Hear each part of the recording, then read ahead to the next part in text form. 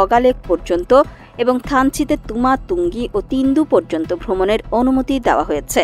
তবে নির্দেশিত স্থানের বাইরে কোথাও যেতে কঠোরভাবে নিষেধ করা হয়েছে। বান্দরবানের রুমা উপজেলায় কেএনএফ সংগঠনটি গড়ে উঠেছে। স্থানীয় বাসিন্দা ও ঢাকা বিশ্ববিদ্যালয়ের চারুকলা বিভাগের সাবেক শিক্ষার্থী নাথান বম সংগঠনটির প্রতিষ্ঠাতা। আইনশৃঙ্খলা বাহিনীগুলো এমন তথ্যই দিয়েছে। প্রথমে 2012 সালে কুকিচিন ডেভেলপমেন্ট অর্গানাইজেশনস KNDO নামে সংগঠন করেন তিনি।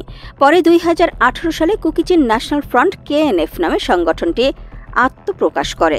যদিও সংগঠনটির লোগোতে প্রতিষ্ঠাকাল উল্লেখ করা আছে 2008 সাল। শুরুতে পার্বত্য চট্টগ্রাম আঞ্চলিক পরিষদের চেয়ারম্যান সন্তু লারমার JSS ও UPDF এর বিরুদ্ধে বিভিন্ন প্রতিবাদ করত তারা। এছাড়া বম, লুসাই, পাংখ, খিয়াং সহ পিছিয়ে পড়া নৃগোষ্ঠীগুলোর সঙ্গে পার্বত্য অঞ্চলের চাকমা ও মারমাদের ব্যাপক বৈষম্যের প্রতিবাদ করছিল সংগঠন।